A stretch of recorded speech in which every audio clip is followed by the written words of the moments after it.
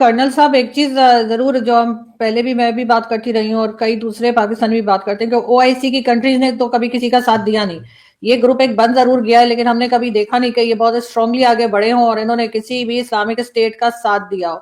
लेकिन अगर हम पाकिस्तान की बात करें तो हमें पहले जो है, आपको नहीं लगता कि हमें कोई एग्जाम्पल सेट करनी चाहिए थी? हमारे अपने बॉर्डर्स जो है वहां पे तो हम अमन ला नहीं पा रहे, ना तो अफगानिस्तान साइड पे और ना ही भारत की तरफ। कभी कभार खैर ईरान के साथ भी हल्का फुल्का कुछ हो जाता है हमारा।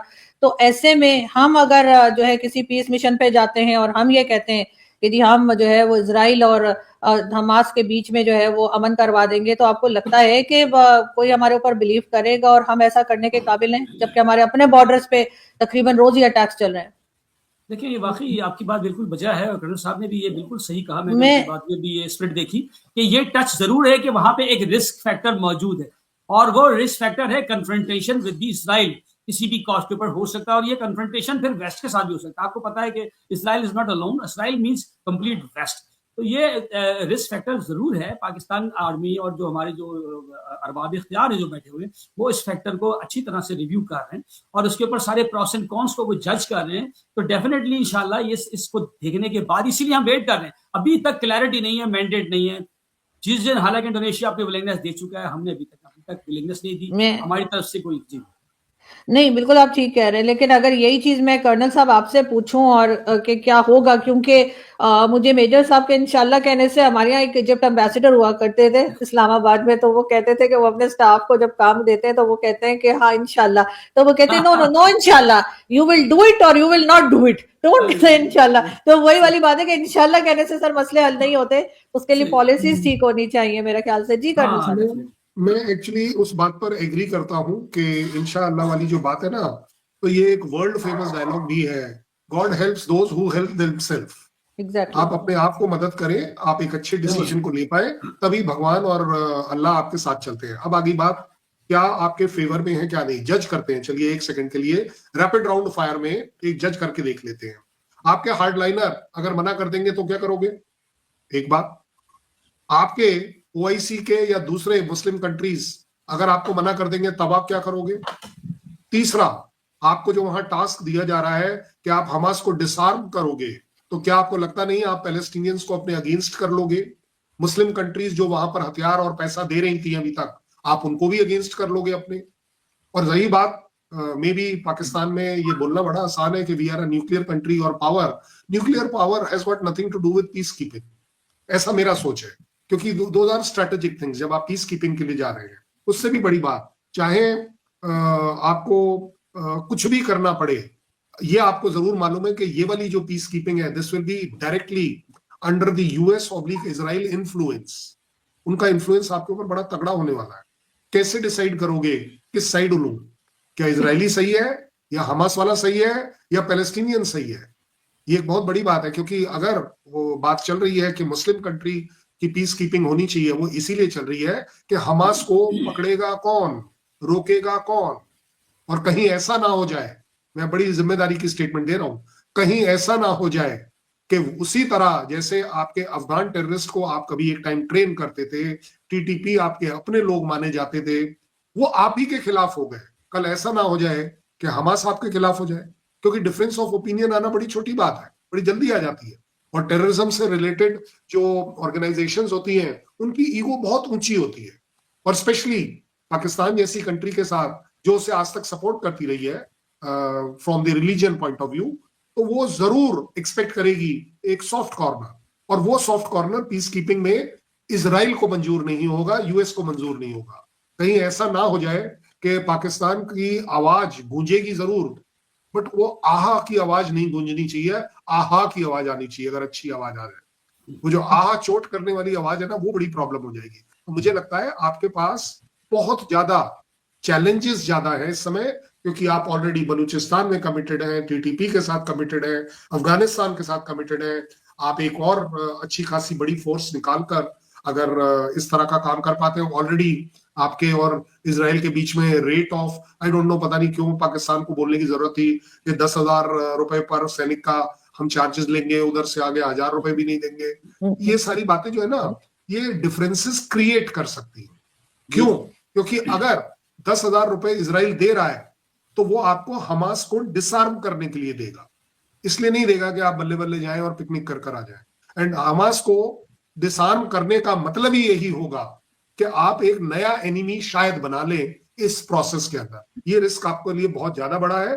मुझे लगता है अगर चॉइस दी जाए तो एज अ इंडिया, क्योंकि हमारे भी रिलेशन पैलेस्टीनियंस के साथ बहुत बढ़िया है, इजराइल के साथ बहुत घनिष्ठ है, बट मैं प्रेफर नहीं करूंगा कि किसी दो जनों की लड़ाई के बीच में मैं अपने हाथ जलाऊं, क्योंकि हाथ जलने का रिस्क बहुत ज्यादा रहेगा इसमें। लेकिन मेजर साहब, जैसे कर्नल साहब ने भी कहा कि भाई आप जैसा पैसा लेके, हम लोग पहले भी शायद टीवी चैनल पे भी ये बात करते रहे हैं, बल्कि मेजर साहब से मेरी मुलाकात थी या कही उनको मैंने देखा ही टीवी पर, इंडियन टीवी पर, जहां पे वो मुझे जो है वो ईशा देओल कहा करते थे कि ये तो पाकिस्तान में नहीं लग रही, ये इसका नाम ईशा देओल है। तो फिर मैंने एक दिन इनको फोन करके बताया कि मेरा नाम ठीक है, ईशा देओल भी मुझे एक्सेप्ट है नाम, लेकिन ये कि सर ऐसा नहीं लगता कि हम पैसा लेके अपने सोल्जर्स को कहीं भी भेज देते हैं, चाहे मतलब उनकी जान खतरे में रहे, चाहे वहां पे जरूरत है या नहीं है।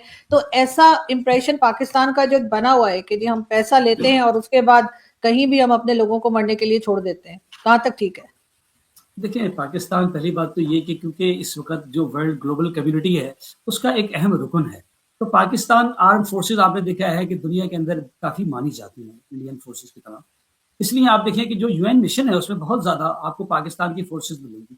जहाँ रिस्की एरियाज भी होंगे पाकिस्तान वहाँ जाता है इस वक्त। सूडान में भी हमारी इस वक्त आप देखिए यूएन मिशन बैठा हुआ है। तो वो उसकी वजह यह है कि पाकिस्तान जो है वो अंडर यूनाइटेड नेशन ऑब्लिगेशंस इनको भेजता है। जब यूनाइटेड नेशन वाले हमें कांटेक्ट करते हैं और वो हमसे पीस कीपिंग फोर्स मांगते हैं, तो फिर हम जरूर उसमें भेजते हैं। उसमें हमें दो एडवांटेज होते हैं। एक एडवांटेज तो ये होता है कि जो हमारे सोल्जर्स हैं उनकी ट्रेनिंग होती है और उनका एक बैन अल-अक़वामी इंटरनेशनल एक्सपोजर होता है। मैं आपको बताऊं बहुत फर्क पड़ता है। इसी तरह से दूसरा बेनिफिट जो उनको होता है सोल्जर्स को, वो इकोनॉमिकली भी होता है। जैसे आपने बात की, पहली बात तो ये कि हमें कोई इजराइल या हम किसी मुल्क से पैसा नहीं लेते। हमें जो भी ये पैसा आता है वो यूनाइटेड नेशन के थ्रू आता है। जितनी भी सैलरीज आती हैं यूएन मिशन की, ठीक है, वो हमारी जो है वो गवर्नमेंट ऑफ पाकिस्तान के पास आती हैं और वो भी यूनाइटेड नेशन के थ्रू आती है। हमारी यूनिफॉर्म भी यूनाइटेड नेशन की होती है, हमारी अपनी यूनिफॉर्म नहीं होती। हम यूनाइटेड नेशन की यूनिफॉर्म पहन के, ब्लू बैरेट पहन के हम वहाँ पे जाते हैं। व्हाइट फ्लैग हमारे पास होता है, पाकिस्तान का झंडा नहीं होता। हाँ, लेकिन डेफिनेटली हम पाकिस्तान को रिप्रेजेंट कर रहे होते हैं यूनाइटेड नेशन में।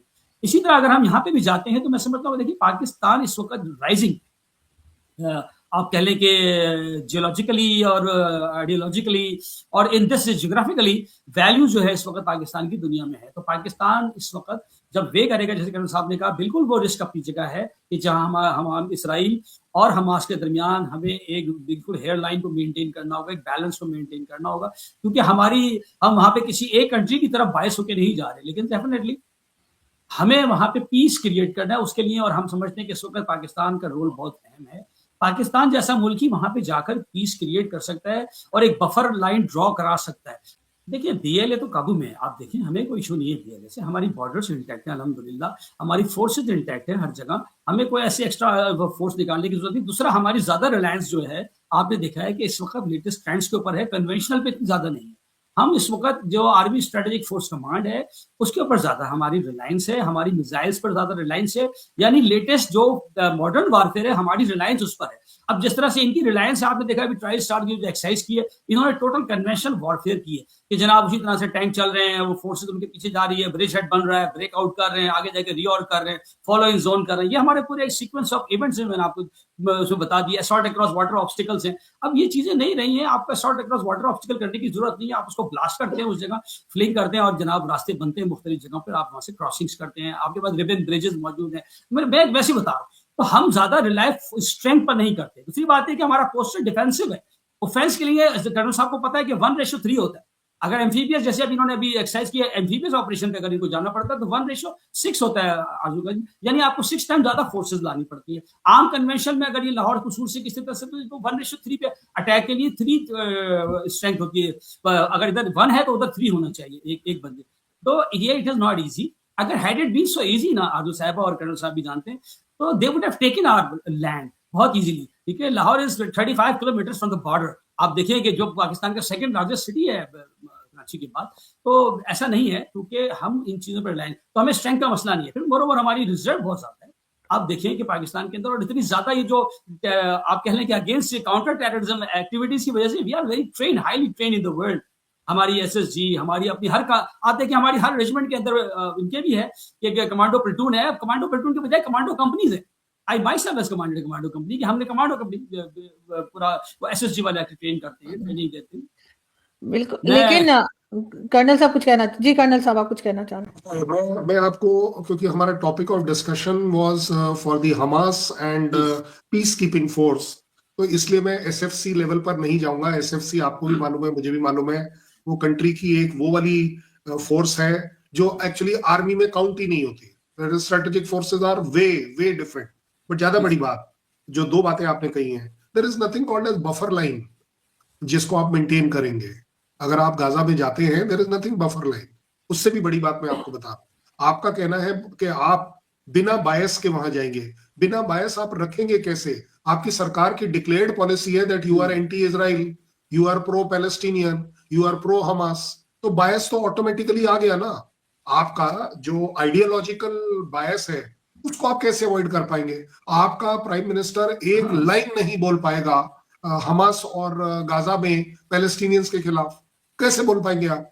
बायस तो आपका हमेशा वही रहेगा। इसलिए मैं आप कह रहा हूं आपको धर्म संकट आएगा, हर हाँ ये लेवल तो पर ये धर्म आएगा, संकट आएगा बिल्कुल आएगा, कि ये आएगा। कि हम साथ किसका, क्यों? क्योंकि पॉलिटिकली आप कहीं कुछ और बोल रहे हैं, आप मिलिटरली जो बोल रहे हैं ये बोलना बड़ा आसान होता है कि बायस नहीं, लेकिन बायस तो ऑटोमेटिकली आ गया। क्योंकि जब आप बात कर रहे हैं आर्मी की, तो आपकी आर्मी इज इस्लामिक आर्मी।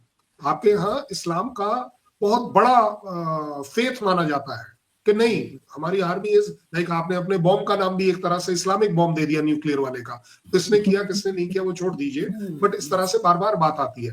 लेकिन ये बात मैं जरूर बात एग्री करूंगा कि आरजू जी, पाकिस्तान आर्मी टेररिज्म में तो बिल्कुल ट्रेंड है कि कैसे टेररिज्म करी जाती है। तो उसके जो लूप होल्स है वो शायद अच्छे से निकाल पाएगी कि भाई कौन सा टेररिस्ट कहाँ कैसे क्या काम कर रहा है। और ये वही हमास है जो पाकिस्तान अभी तक विजिट करती रही थी। तो ये एडवांटेज शायद रहेगा कि आपके जो अपने टेररिस्ट हैं, चाहे वो टीटीपी वाले ले लो, लश्कर ले लो, कौन भी ले लो, तो ये आपका जो साइड वाला, जो बिहाइंड दी कर्टन वाला जो बात है हमास के साथ, वो शायद आप लोग ज्यादा अच्छी कर पाए, क्योंकि पाकिस्तान आर्मी की लिंक्स टेररिज्म में बिल्कुल अच्छे है। ये बात मैं जिम्मेदारी से मैं मानता हूं। और अगर उसका प्राइड या उसका फल पाकिस्तान आर्मी ले पाएगी, वो मेरा डाउट इसलिए है क्योंकि आपकी कंट्री जो काम करने वाली है वहां पर, that will not be very very Islamic. वो आप, क्योंकि इजराइल आपसे डिमांड करेगा, यूएस का प्रेशर आपके ऊपर इतना ज्यादा होगा कि आप उसके खिलाफ बोल ही नहीं पाएंगे। दोस्तों, पाकिस्तानी फ़ौज गाज़ा जाने को इतनी अहमियत क्यों दे रही है? क्योंकि गाज़ा सिर्फ एक जंग नहीं, गाज़ा इस्लामिक दुनिया का इमोशनल मुद्दा है। और पाकिस्तान अपने आप को इस्लाम का मसीहा कहता है। पाकिस्तान खुद को इस्लामिक वर्ल्ड का सोल्जर दिखाना चाहता है। और दोस्तों, पाकिस्तान फ़ौज जाएगी तो यूएन के अंदर ही जाएगी, मतलब कि आदेश यूएन देगा, मिशन भी यूएन तय करेगा। और दुनिया जानती है कि यूएन पर असर किसका होता है, पश्चिमी देशों का। और इसीलिए इजराइल अकेला नहीं है, इजराइल के साथ अमेरिका सहित यूरोप भी खड़ा है। दोस्तों, पाकिस्तान के अंदर हालात अच्छे नहीं हैं, उनके आंतरिक हालात ख़राब है, सरकार भी कमज़ोर है और फ़ौज पर भी सवाल उठ रहे हैं। ऐसे में गाज़ा का मिशन पाकिस्तान के लिए एक मौका है, यानी अंदर की आग से ध्यान हटाकर बाहर का हीरो बनने की कोशिश। लेकिन दोस्तों, पाकिस्तान अपने बॉर्डर तक सुरक्षित नहीं कर पाया। बलूचिस्तान जल रहा है, टीटीपी रोज़ हमला कर रही है, अफ़गानिस्तान बॉर्डर पर भी तनाव है। तो जो अपने घर में शांति नहीं ला पाया, वो गाज़ा में क्या लाएगा? दोस्तों, पाकिस्तान पहले भी इसी तरह का खेल अफ़गानिस्तान के साथ खेल चुका है और आज अफ़गानिस्तान पाकिस्तान का दुश्मन बन बैठा है।